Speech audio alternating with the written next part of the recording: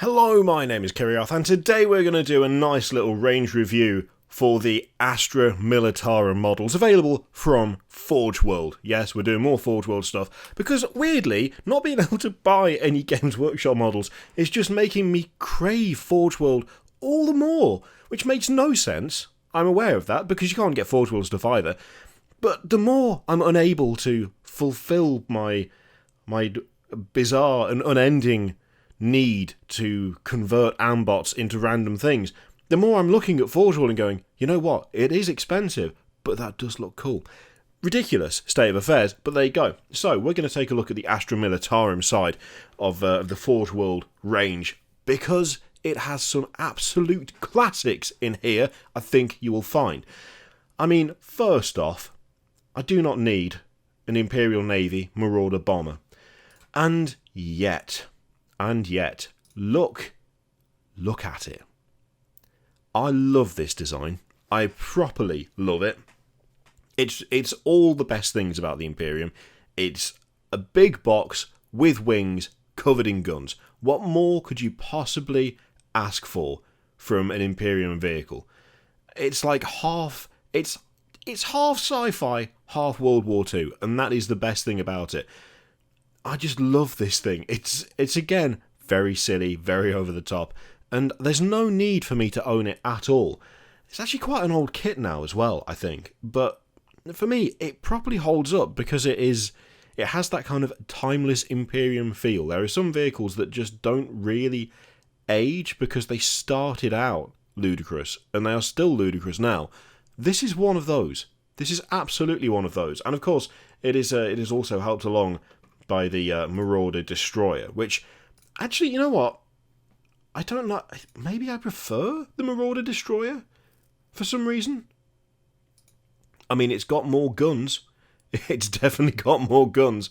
It's got a ludicrous number of guns. You've got like 2 assault cannons at the back. You've got a bunch of missiles on the wings. What looks like... Are those... Actually, I'm not sure what those are on the front. Either way, it is a chunky vehicle. Looks a little bit more sleek. At the front there. Provided you don't count the 6 guns sticking out of the nose of it, which you probably do. But I think maybe I do prefer that version. I think I do. It's the tail. It's the tail that's doing it. It's the tail that's doing it for me. It looks, again, ridiculous, but in the best possible way. But that applies to a lot of the Forge World stuff, because you have things like this. You have the Gorgon Armoured Assault Carrier, which is just peak absolutely not sci-fi. This thing. It's so completely not actually science fiction. It is literally just a troop carrier with a couple of guns where the driver sits. That is the whole thing. When you actually think about the logistics of this in the universe that Warhammer takes, like in the universe of 40k, it's very silly, but that's what makes it so good. That is what makes it so good. And again, it is a chunky model. Like that's a Lehman Russ. I think it's got the is it the Mars pattern back end on it, that one. But it's pretty damn big. It has one job, and that one job is to provide, in this picture at least you can see it's got a Death Corps of Krieg in there. It's to just provide them a little bit of safe passage. That's all it's for. This ridiculous, massive armoured troop carrier that would not look out of place storming some sort of fortified position in World War II, which again is what makes it so good. But then you do get more fun versions of things like that. So to stick with the carrying side of thing, the Crassus Armoured Assault Transport. This feels a little more sci-fi to me, but I'm not entirely sure why. It feels just as industrial. I think that's an apt word for these vehicles. It feels just as industrial, but there's something about it that just looks a little more only vaguely high-tech. Only vaguely. Not a huge amount, to be totally honest with you, but still.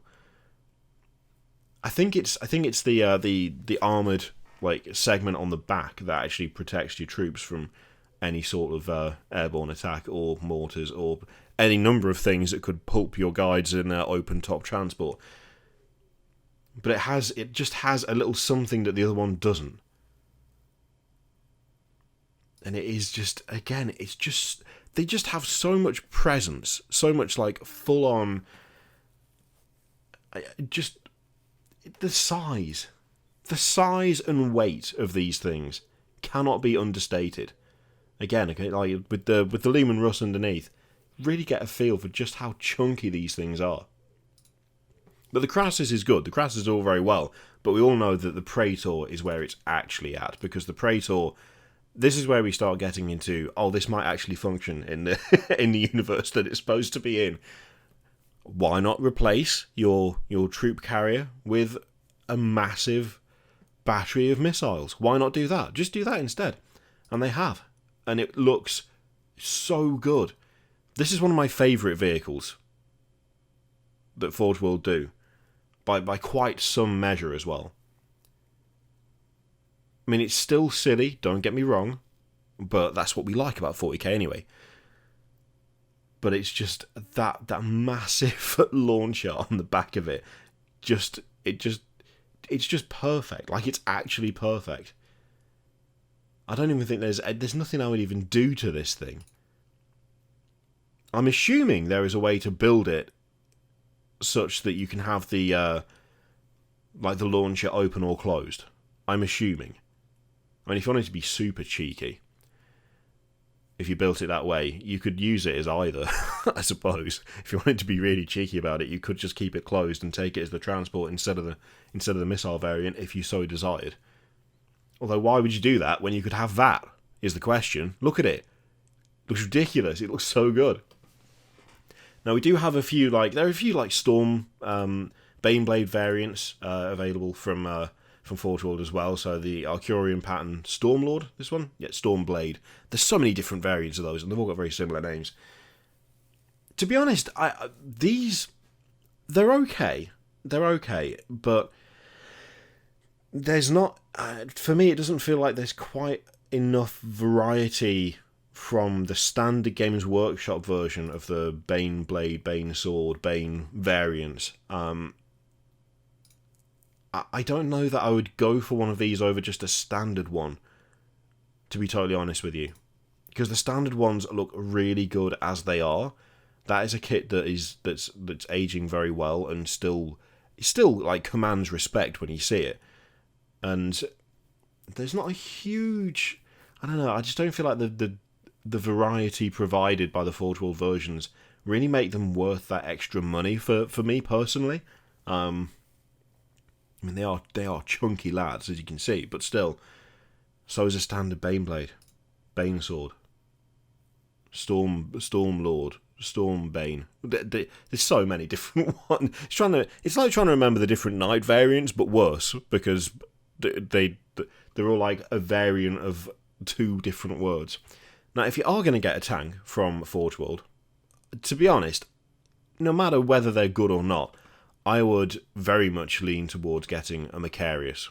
Again, I don't know how these are rules-wise. I've heard they are not great, or at least some variants. I think it's the Heavy and the Vanquisher I've heard aren't great. I could be totally wrong. I'm going off half-remembered conversations of quite some time ago. But this one, the Macarius Vulcan, is... I think top of the list. Outside of the Knight Atropos and the Marauder, if I was just gonna get a random tank, it would probably be this one. It has everything I like. Massive, like rotary cannons, a dated design. It's blocky as anything. But there's a lot of cool little armor detail on it. Yeah, just look at it. It looks so good.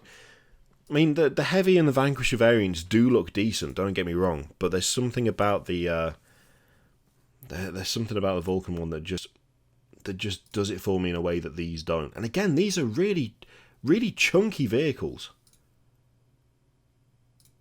They have some definite size to them. I really like that image of that one with the with like the kind of camo netting stuff over the top. That is a good look for that tank for me. It's like it's been nicely finished, but still that for some reason it just does it for me. I mean, it's just a Vulcan Mega Bolter but attached to a tank. But I think that's why I like it so much, because it's a Vulcan Mega Bolter attached to a tank. How could you not like that? So we also have a whole bunch more of stuff here. So the Marcador Infernus, absolutely amazing tank. It's so this is one of those ones where I remember seeing one of these for the first time, and I just looked at it and went, "Is that a giant flamethrower on that?" And the guy who owned it went, "Yeah, that's literally all it is. It's just a giant flamethrower." I was like, that is class. Whoever came up with that idea, amazing. Just the idea of it is so absurd. I tell you what, is that feasible? Really? I think there were. Was it the Churchill that there was a like a flamethrower variant of it of some kind? Or am I misremembering? Oh, that's gonna bug me now. I'm gonna have to go away and check that. It's the fact that it's carrying the fuel behind it in a big canister with some proper like old school wheels as well. Totally treadless, just iron wheels by the look of it. It's so good. And then the Minotaur artillery tank. Again, I think this is a classic. I think it's the dated design of these that I like so much. It's like it is the kind of rugged utilitarian Imperial Guard feel, but like just turned up to 11, and it's just shamelessly stuff that looks way too old to be serviceable. You've got this, and then also available to the same overall, like available to the Imperium as well, are jet bikes. You've got jet bikes and hover tanks, and then you got this. You have weapons that fire black holes, actual black holes, and then you've got the Minotaur, which is just two massive cannons on tracks, and that's it. That's the whole thing.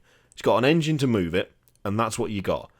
It's such a like mad mix of the oldest tech with like the most sci-fi stuff. That's why it's so good. That's why I like so much of these Forge World tanks for the Imperial Guard, because they're just so dated. But I mean, look at the size of the lad. Absolute unit. Absolute unit. What a massive piece of artillery. That could be taken out of context. So, I mean, a perfect example actually. The heavy mortar battery. It's literally just mortars on wheels. That is the whole thing. That is your lot. That's what you get to fight with. You get this, like, World War I, World War II janky artillery that you have to lug around yourself or attach to the back of your tank, which also is massively dated. And meanwhile, Space Marines are getting access to things like Volkite and power swords, and just the contrast makes it. The contrast makes it. I have to admit, I do like these, but they're just not. I don't know. It's not something that I would ever grab myself. You know, I like the design of them. I like the way they look. I like how completely absurd the whole deal is. But it's just not something that I've ever looked at and gone, I want to own it. I like seeing them out in the wild. Same thing like the quad launcher batteries and stuff. But they're just not models that I've ever really wanted to grab myself. In terms of aircraft, you've got the Avenger Strike Fighter and the Thunderbolt, both of which both of which I really like the design of. I think I prefer the Thunderbolt to the Avenger, but they are fun designs. And unlike a lot of the Space Marine aircraft, they look more not realistic, believable. That's the word. In the Knight video, I used the word realistic to describe one of the Knights, which is dumb. It's not realistic. It's not the right word. Believable is the word. Someone pointed out, you try believable. That might work better. That's exactly what I mean. They look more believable than like the Storm Talon or the Storm Raven, which just look like boxes with wings that don't look even remotely capable of flying. Whereas this, probably, I'm assuming also probably wouldn't fly. It just somewhat looks like it could. Same thing with the Thunderbolt. I mean, it's still pretty much just a box. Don't get me wrong, but it's a slightly more streamlined box than the other boxes that the Space Marines particularly have access to. Yeah, it is that slightly more streamlined box look. That's a nicely painted one as well. Nice. Yeah, I like both of those. I do like them. Now we're getting into all of the Malcadors. The Malcadors and the Valdor. So, these are super dated looking, and that is one of the reasons I like them so much. But these are ones that I don't know that I would necessarily grab myself. I think this is another case of seeing them in the wild is awesome because it means someone's got them, but they don't. They just don't do it enough for me that I'd want to commit and make the purchase. I think if there was a very specific style of army that I was going for, then I might consider like stretching to one, but it would have to be. These to me feel like they have a very distinct niche, like they fit a certain type of Imperial Guard army, and outside of that, I'm just not sure. I mean, it almost looks like a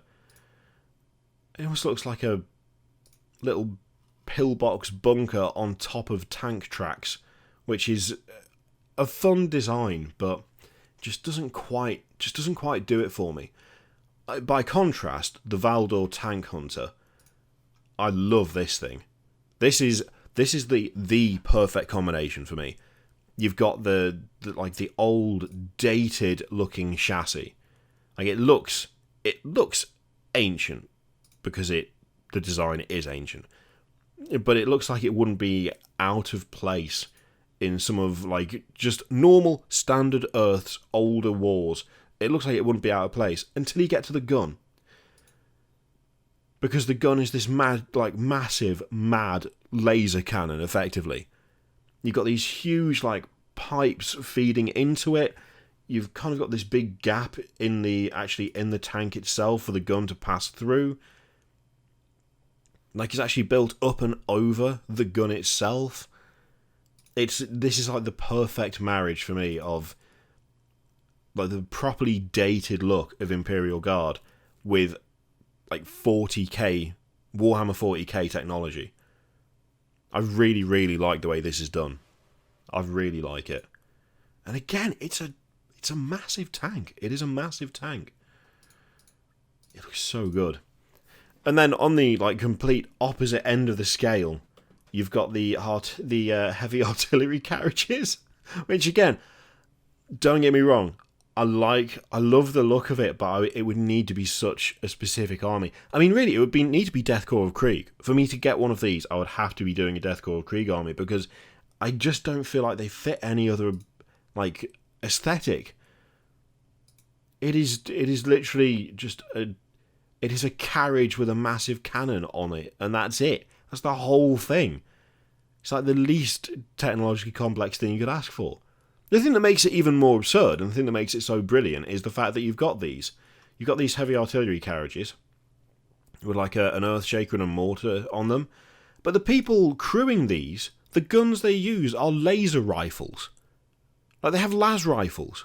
They don't have, like, physical ammunition for them. They are, like, literally battery charged. And, yeah, they're firing off, like, mortar shells from a carriage that you need to attach to a tank to get it anywhere because it's not powered. It's like the contrast is great, but it just is not... Awesome concept, not something that I personally would go for again.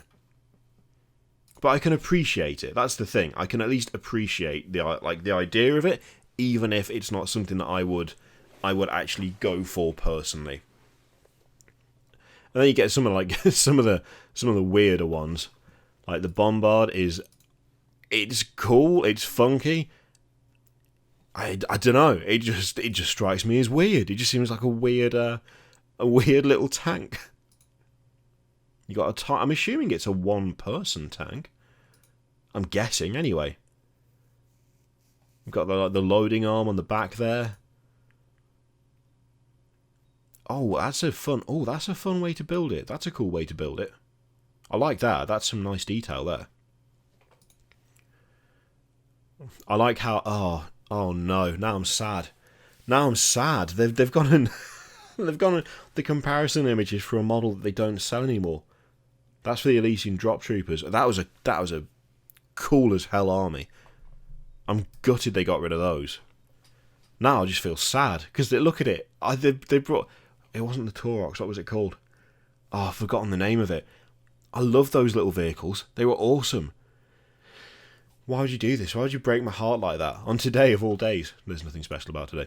And we also have some of the more kind of high-tech type stuff. So, got the Imperial's Militia Carnodum battle tank. So, I think this came along with the Solar Auxilia, if I remember correct.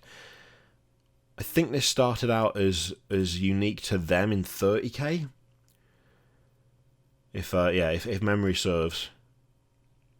I didn't realise, because we're just looking at the 40k stuff here, so I didn't realise that this was available for 40k now. That's cool. But you can see there's like similar principle to the other Imperial Guard tanks, but it is that little bit more... Advanced isn't even the word, it just looks a little more sci-fi than the others. It looks just that little bit more refined. Only a little bit, mark you. It doesn't look like some sort of grand leap forwards, don't get me wrong, but it's it's just got that little extra. It's quite a nice looking little tank actually. I quite like this. Yeah, I quite like that one. Not seen it for a while. Oh, the Imperial Arvest Lander. Soon you'll be able to own one of these yourself. Without having to pay the price tag of... How much was this? 71 quid. Ouch. Yeah, soon you'll be able to own one of these for Aeronautica Imperialis. So if you want one, you can have one, and you don't have to spend 70 quid for it. Now, these are unarmed. They're just carriers. They're just transports. They don't do anything else. Which is... I don't know. Is there anything else, really, that is just totally unarmed in 40k? Is this one of those rare situations where actually this is almost one of a kind, this lad? No guns on him. No guns. Just a little stubby body, couple of wings, 2 engines, and that's what you get. That's your lot. Good luck. I hope it goes okay. I do like it. I just don't know what the rules are for it. It's just so weird that there's no guns on it. Everything... It's... In the context of this universe, not having guns on it is just odd to me. It's just weird. It is cool. It is cute. It's a cute little flyer. Now, the Vulture and the Valkyrie, both of these are quality. Again, it looks more believable than the vast majority of Space Marine flyers. The engine being like just behind the cockpit, and you've got like that kind of like the turbine effect in the center. Yeah, it's an awesome looking vehicle. I don't know if the whole thing's resin or whether you or whether you get parts of the Valkyrie in it. You might get parts of the Valkyrie in it, because I think the wings are pretty standard Valkyrie, but the back end where the engine is, it's just like one massive engine, makes up like half the aircraft. I think most of it is probably resin, but you've got a little bit of Valkyrie bits here and there on it. It's a good looking model.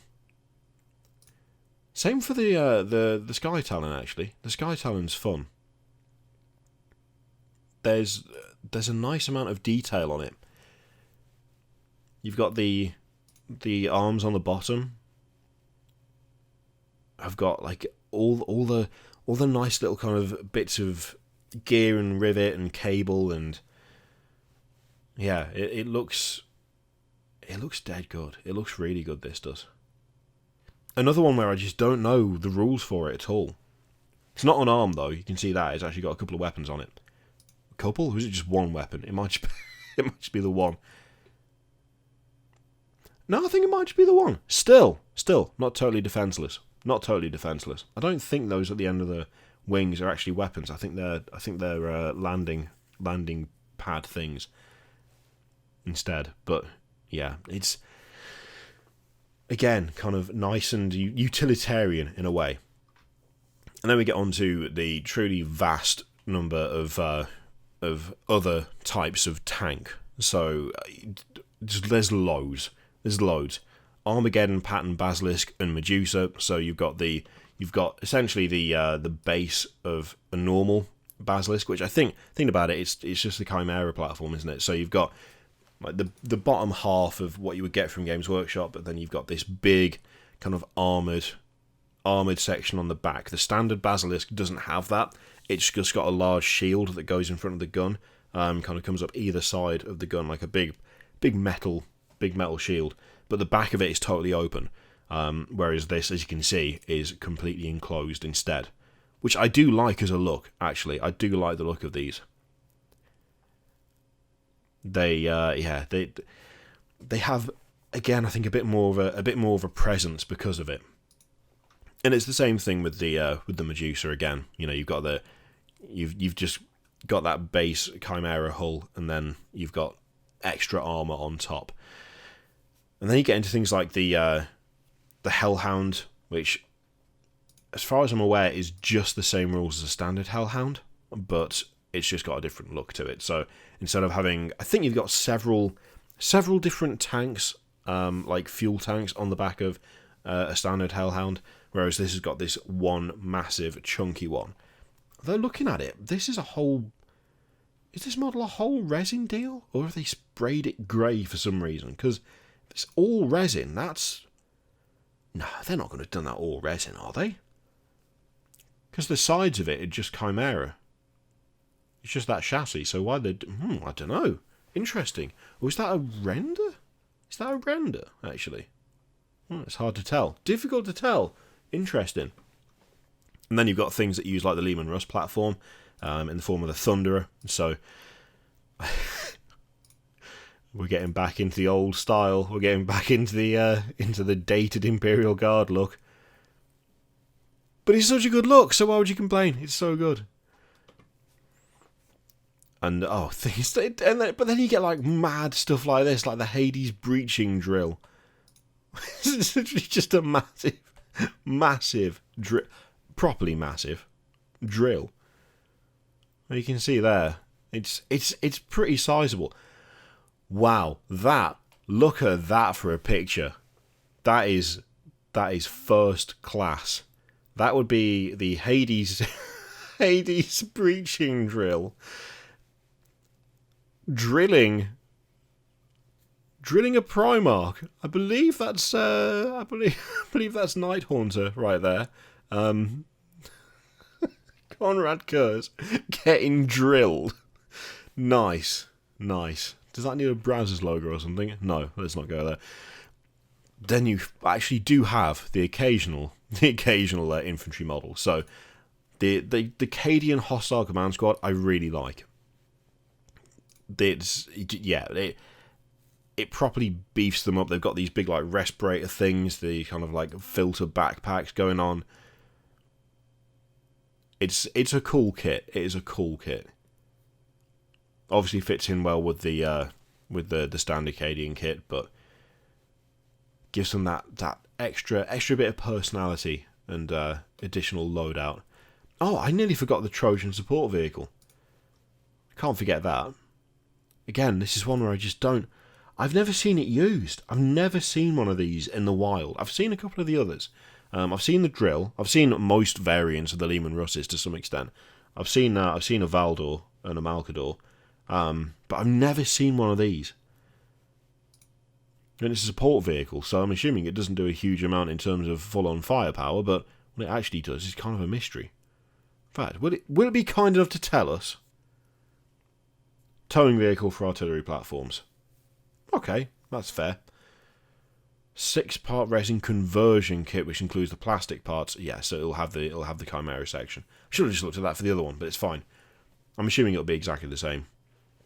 They're not going to give you resin side panels if you can just use the Chimera ones. Okay. There's a decent number of like conversion packs as well available through here, which the quality of them are pretty decent. The command squad, like, I love they've got the extra detail of the cable going from the comms backpack to the full on like telephone he's holding up to his head. Yeah, it's a similar setup to the hostile environment squad, but yeah, there's little things like that I really, really like. Works super well. Got a whole bunch of the of like infantry upgrade packs. The respirator ones, I really like these. I actually really like these.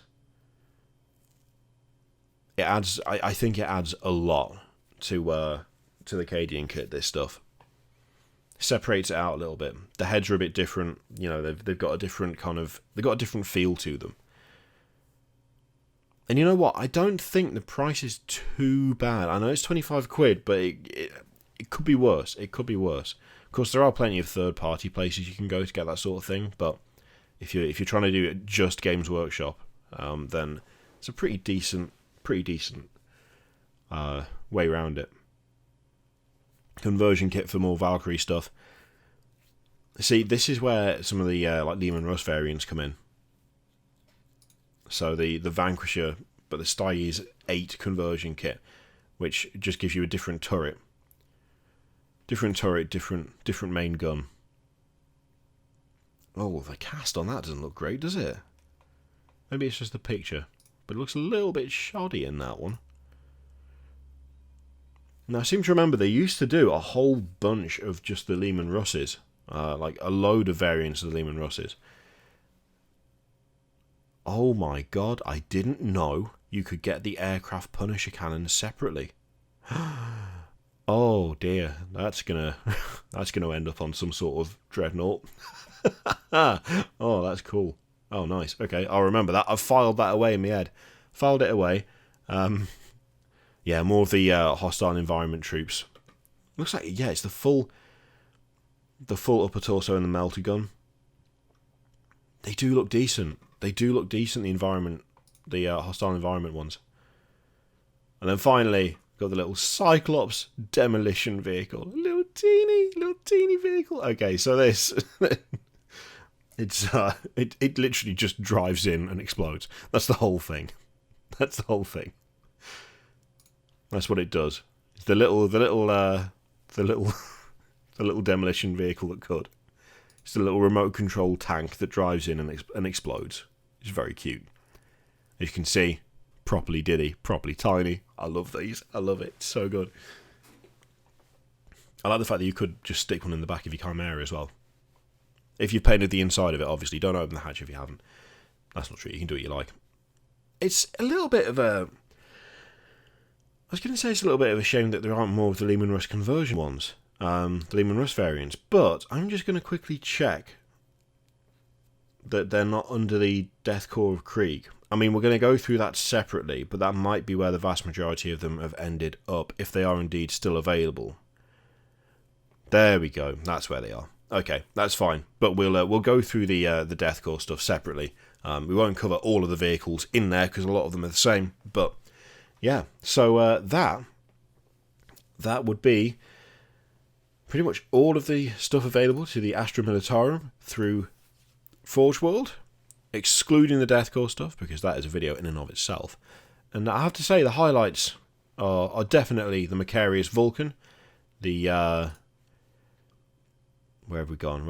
The Valdor Tank Hunter, and I have to say the Marcador Infernus.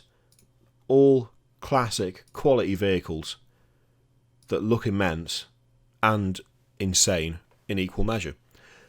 So yeah, let me know what your favourite of those is in the comments down below. If you haven't got any experience of the Malcadors, then by all means let me know how they do. Sorry, the Macarius, not the Malcadors. Both of them. If you've got experience with either of them, then let me know how they do in games because I'd be interested to hear. And yeah, whichever you appreciate the most out of all of those, let me know in the comments. Thank you very much for watching. Feel free to click all the things, Patreon, leave, subscribe, all that stuff. Click it if you like. Don't click it if you don't want to. As always, there's an affiliate link in the description down below for Element Games, where if you buy something, I get something to send you that way. You save a bunch of money. You were going to buy the plastic crack anyway.